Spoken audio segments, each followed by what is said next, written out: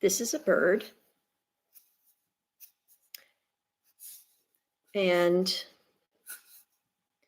like a lot of animals, we can think of birds as being made of shapes.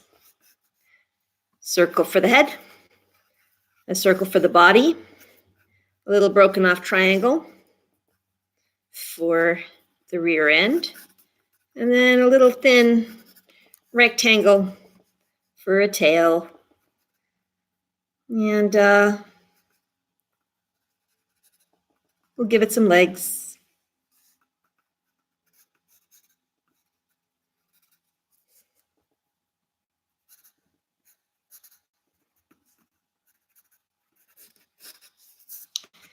And a couple little feet with some claws at the end. We're not doing this too perfectly today. And we'll give it some grass to walk in. How about, oh, something's really missing with this bird. Let's see here. It needs a beak. There's no such thing as a bird without a beak. So we will give it a little beak. There we go. And we'll put a nice little eye here. Give it a cheek. And it's still missing something really important to a bird. Birds have 3 sets of feathers. They have the tertiaries. They have secondary feathers. And then they have what we call the primaries. These are the ones we usually think of, the ones that they can spread out. The ones that come down out over the tail. All right, so we are sort of looking at an American robin here. And we can try to fix the proportions a little bit, maybe. Give it a little more of a belly. All right, we're going to label it American robin.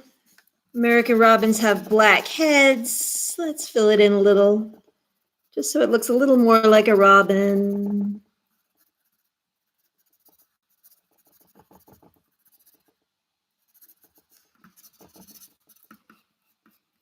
Give it a little more of a belly. There we go.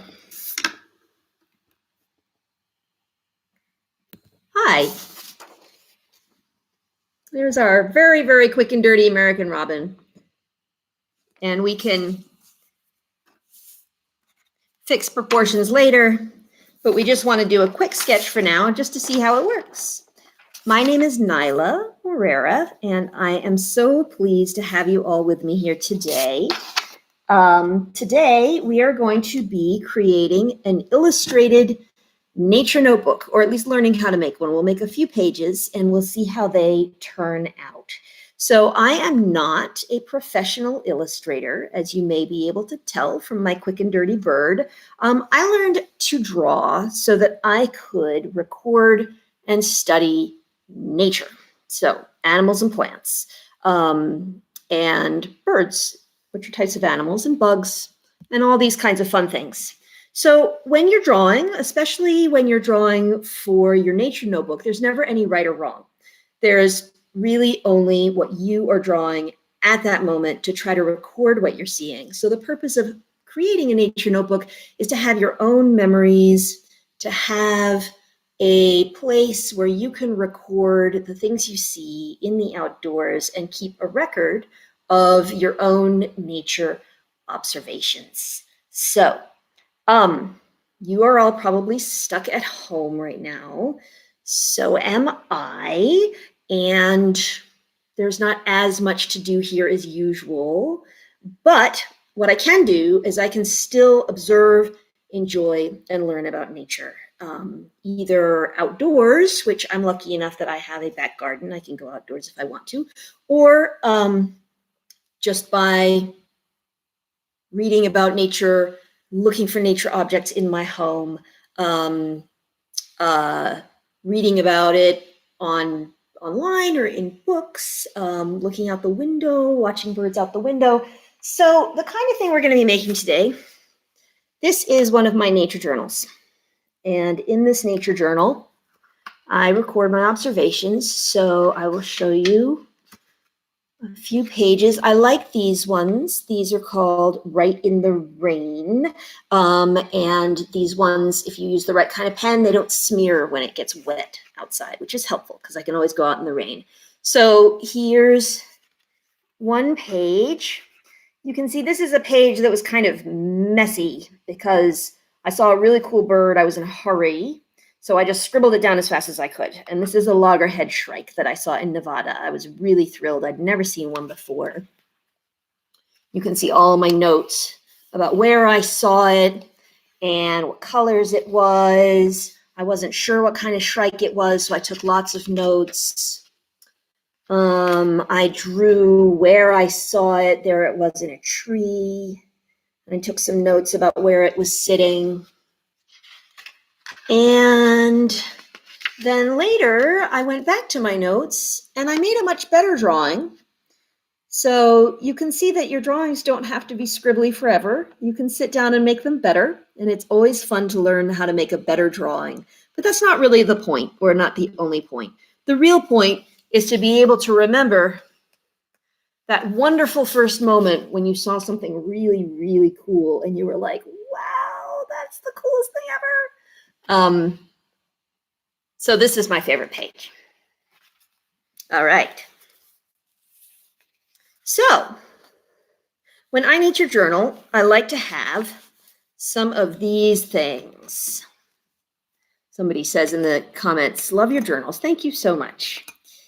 So the first thing you need to do a nature journal is a pencil or a pen. I like these pens. These are also Write in the Rain. They're called Power Tank Uni. You can also get the Write in the Rain brand, and they're pretty good too.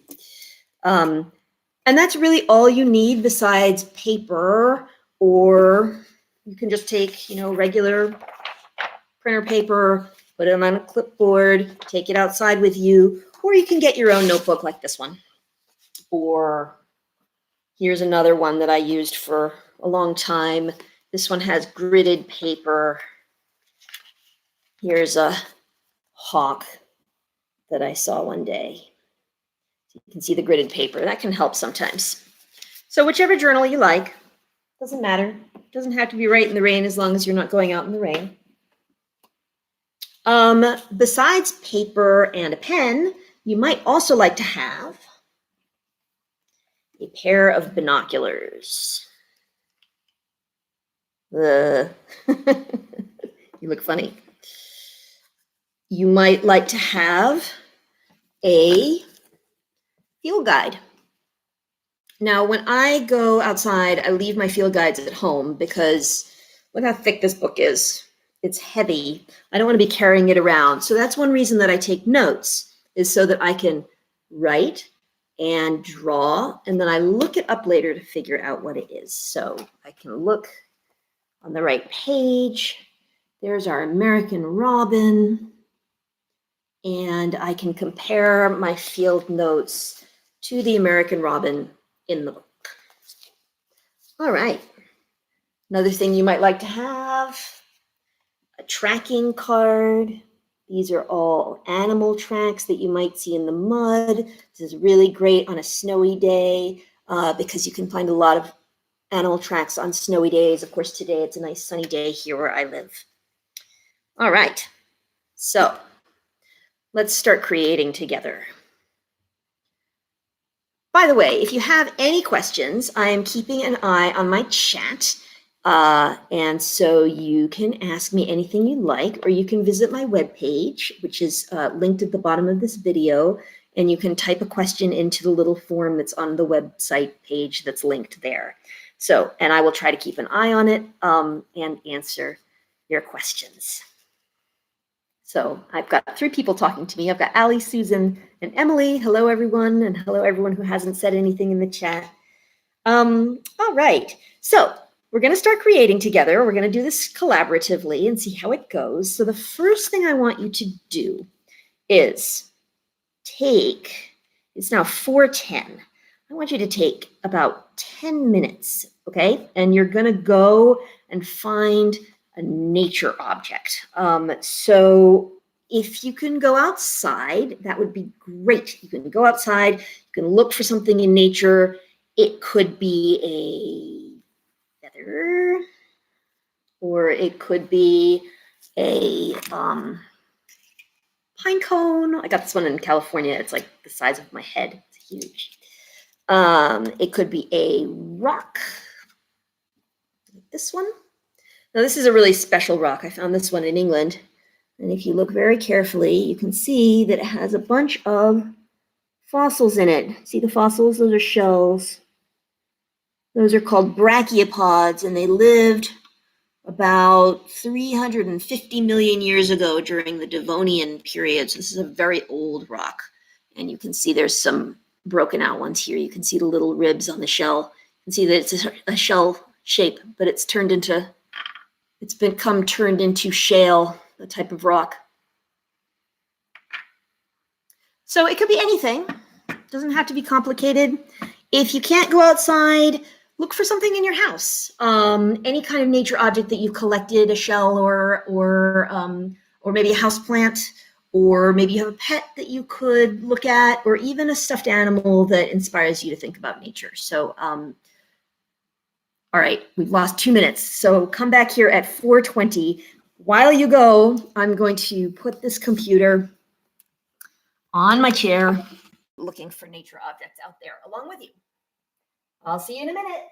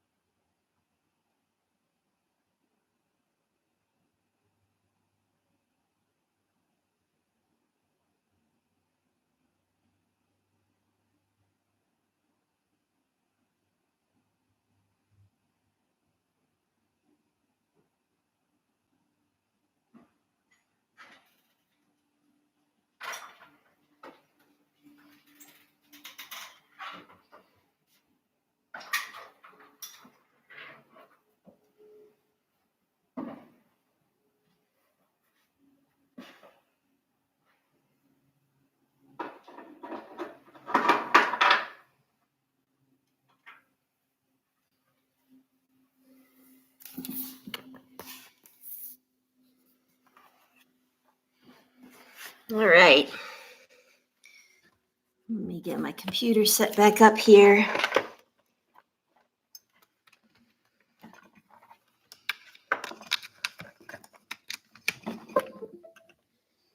And while we're waiting for everyone to come back, I will just take off my jacket.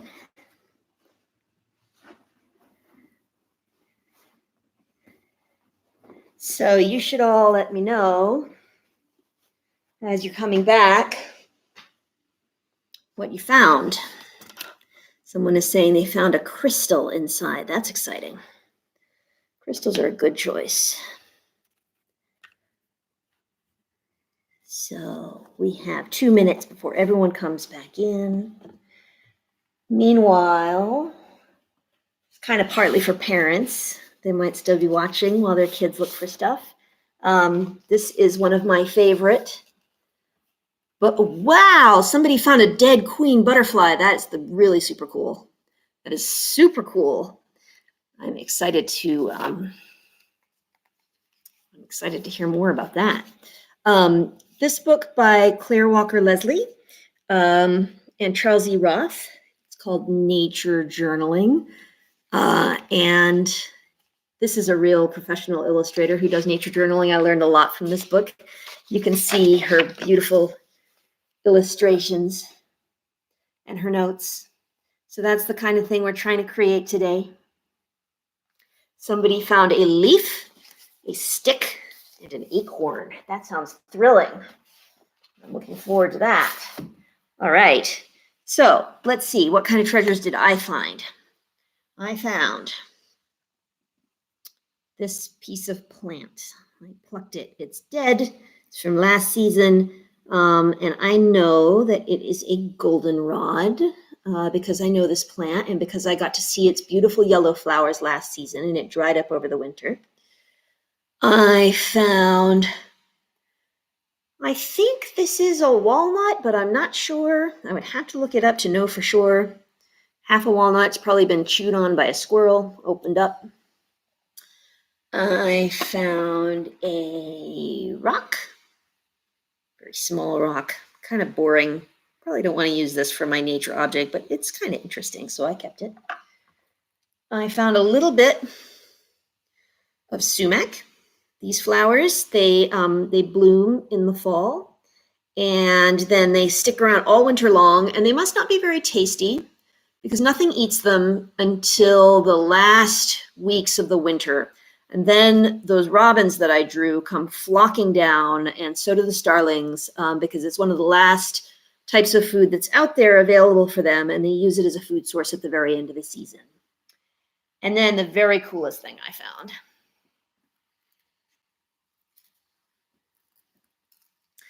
This is a wasp's nest, so I'm very excited about this. I think this is my favorite thing. I think I'm going to use this for the rest of our nature journaling today.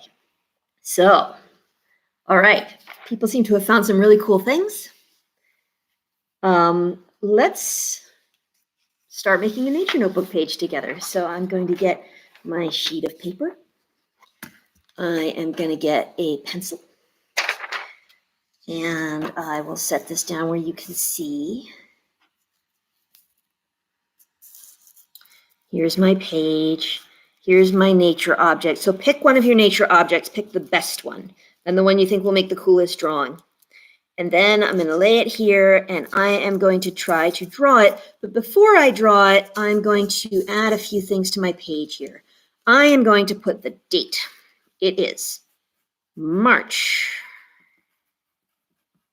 26th, 2020. I'm going to put the location,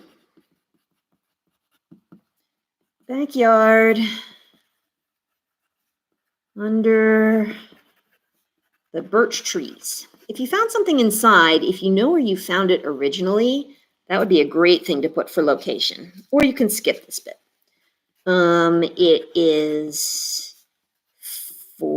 It was 4:12 p.m. when I went outside. And then finally, I'm going to write down some things about what nature was like when I went out there.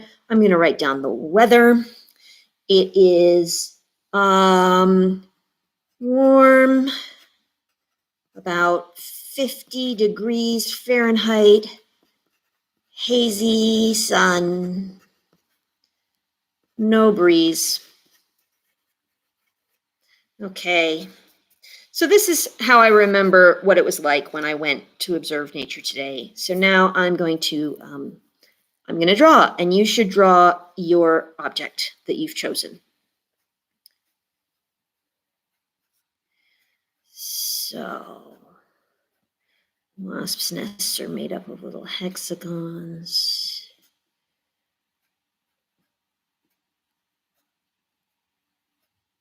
Each of these little cells would have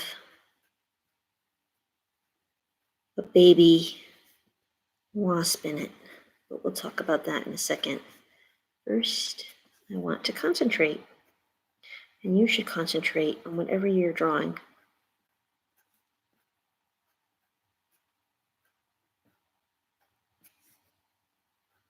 I'm not doing this too carefully. I'm not really in the mood. I'm just gonna kind of make it look generally like what I want. It doesn't need to be exact. I just want to get a sense of what this beautiful object from nature looks like for me. Remember, this is for you. This is something that's going to be your record forever. Or for as long as you want to keep it. Maybe you don't want to keep it. Maybe you'll give it away. Maybe you'll throw it away. I don't think you should throw it away. You should keep it, really.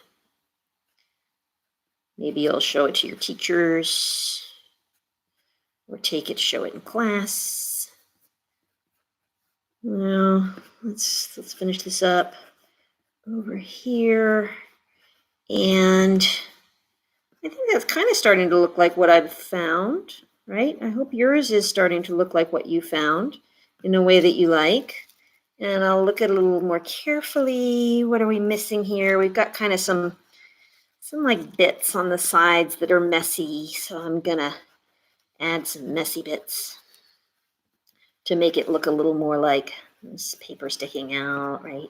Little bits of paper, and there's some sort of hooded parts where there's extra membrane over the tops of the cells. So I'll add a little bit of texture. You can add some texture to yours or some shading. There we go. Okay. There it is.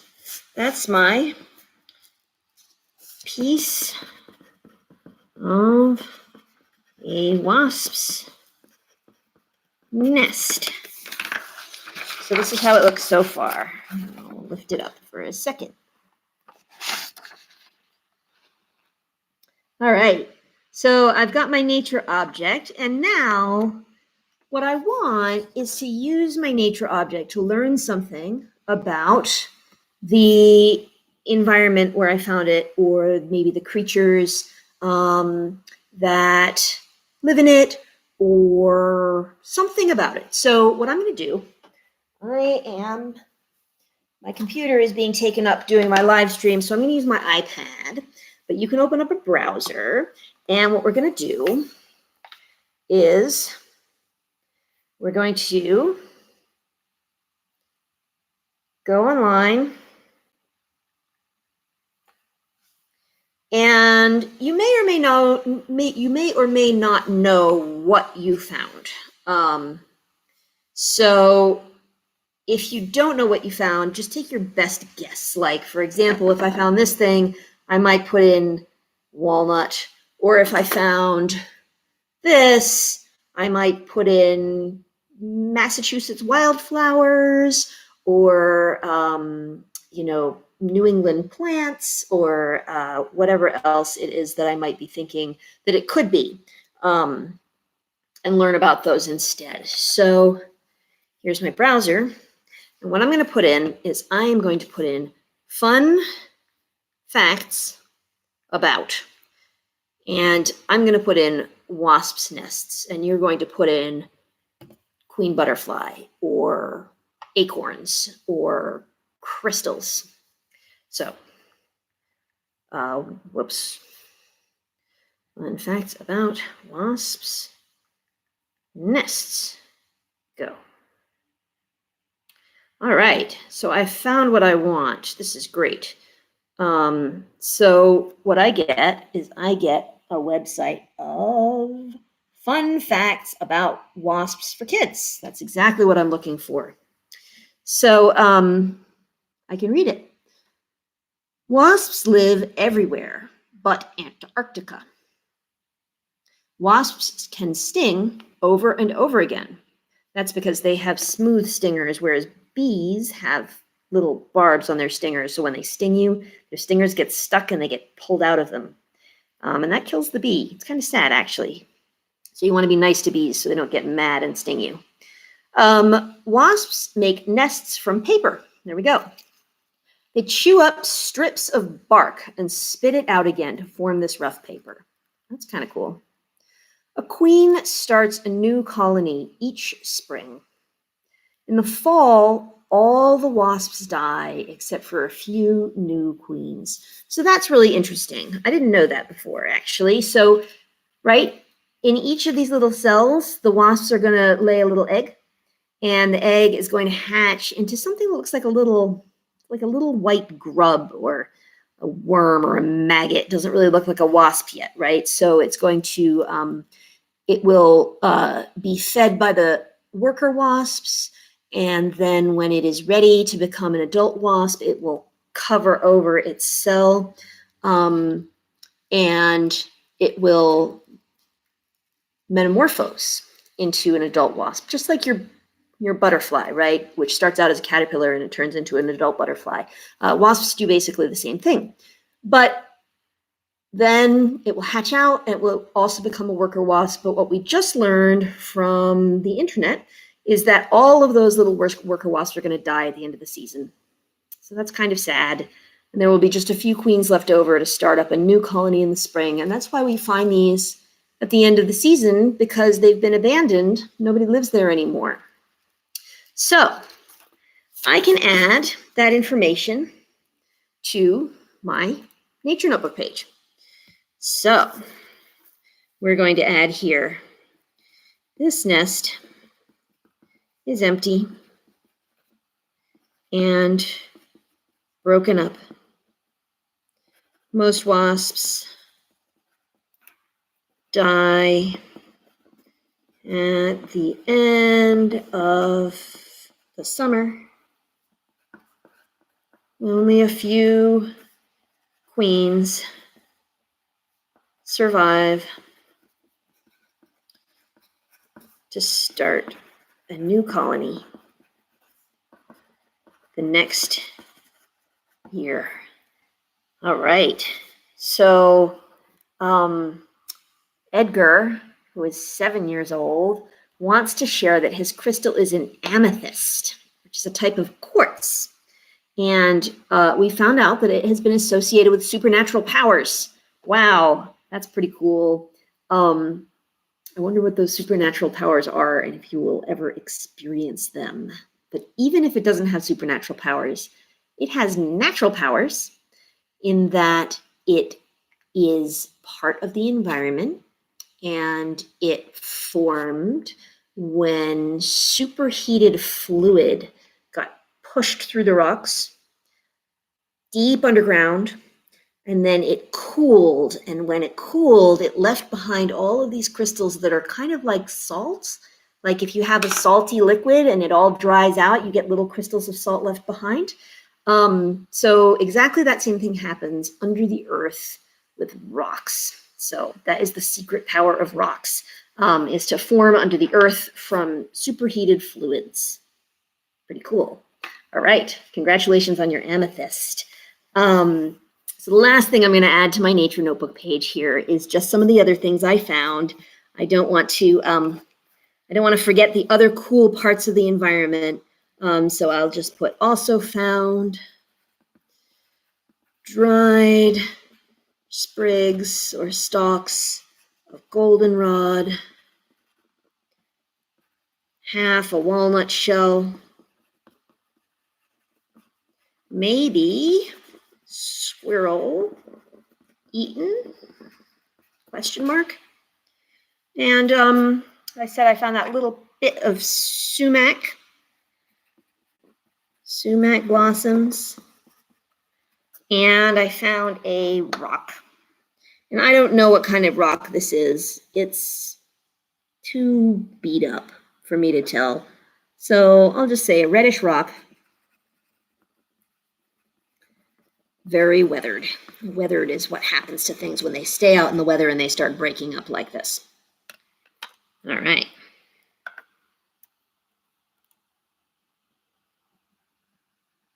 So that was fun. So I would really, really, really love to see it if you have a nature notebook page that you're extra proud of. So what you can do is you can send it to me if you like, and let me know if I might have permission to share it publicly. If not, I don't have to. Ask your parents if that would be okay. I would share it with just your first name. And you can send it to my email. I'll give you an email to send it to. If you're someone who has my email address, you can send it to my personal email address, but you can also send it to naila.winghaven@gmail.com.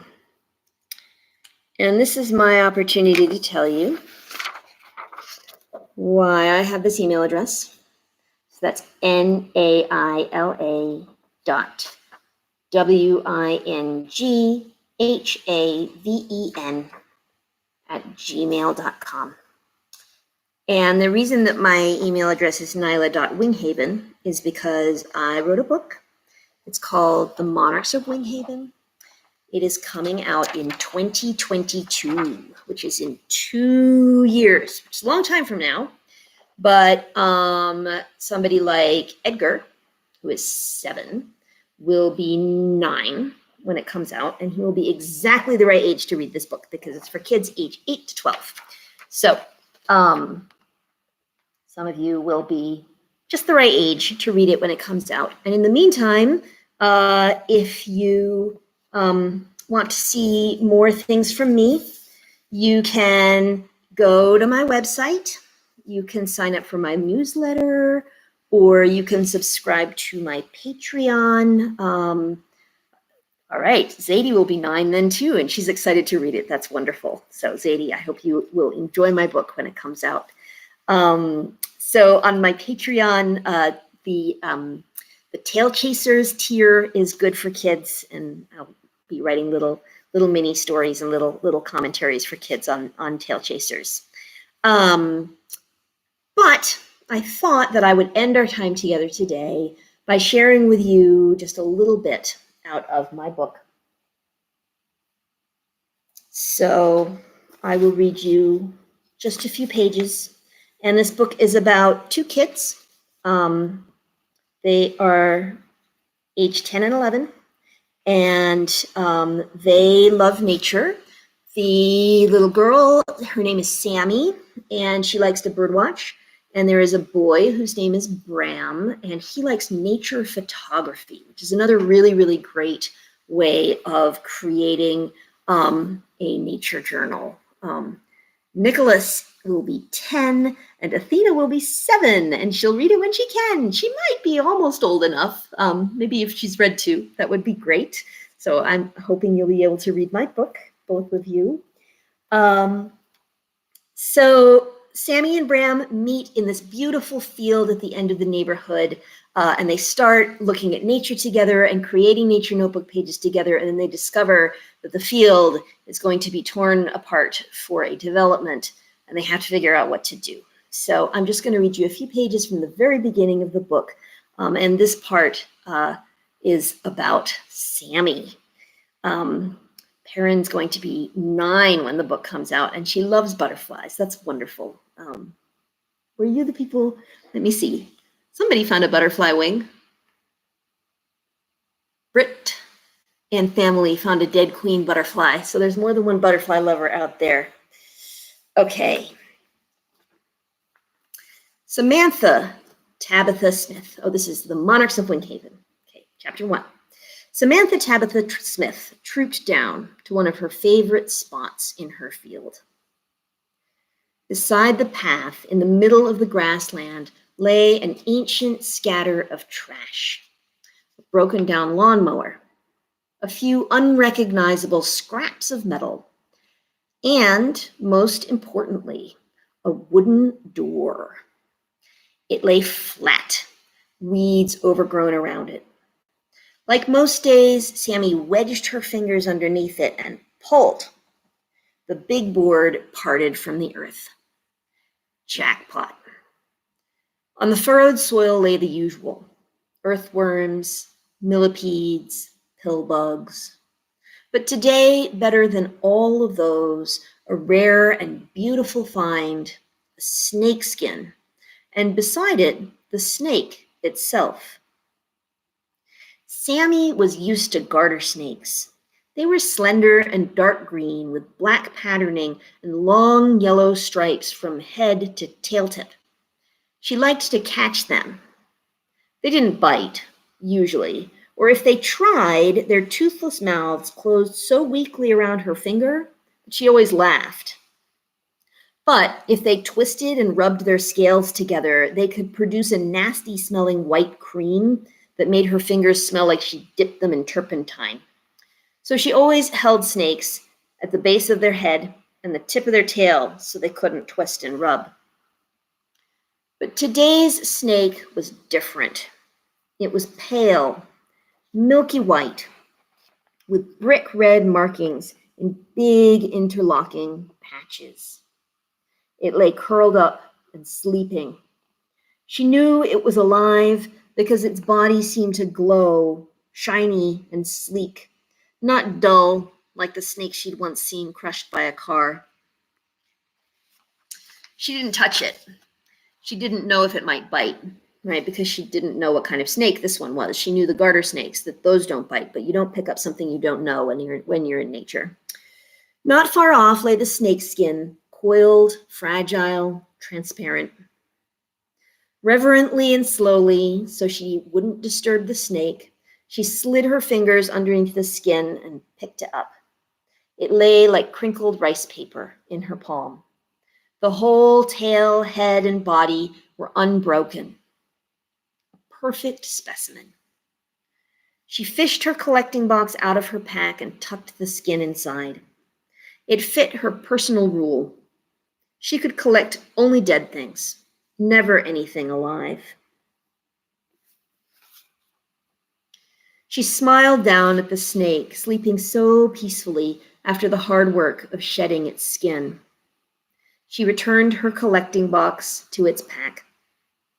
Then she pulled out her notebook. Right? Hers was a spiral-bound black notebook with a hard cover. She recorded the date and the weather. Then she sketched the snake, trying to record every detail. Sammy had taught herself to draw just for this. She wasn't very good at drawing, but she could at least make a snake look like a snake and a bird look like a bird. Later, she would look it up in her field guides at home. With utmost care, she placed the board back down on the earth, making sure to set it down slowly and exactly as before so she wouldn't hurt the snake. Then she got up with a sigh of pleasure. She would make her way back up the woodland path now toward home. So that is part of the Monarchs of Winghaven. Someone found a snake, not a snake tooth. Someone found a shark tooth. That's pretty exciting. I would love to know where you found that. If you found it outdoors or if somebody bought it for you and you had it somewhere hiding in your house. But that is a really cool object. And I'm sure there's tons of cool things you could learn about sharks. So Our time is ending. It has been absolutely lovely spending today with you, and I hope that you will create your own notebook of everything that you discover out in the wild and wonderful outdoors, and that you will keep observing um, nature's, nature's beauties, nature and nature's beauties, and you will collect only those small number of things to make your own little nature museum, but not enough to ever damage nature, right? Most of the time, we want to leave only footprints, take only pictures, but you can collect a few things here and there. It's probably okay, as long as you don't hurt anything. And maybe sometime I will see you again. Have a wonderful afternoon. Bye bye.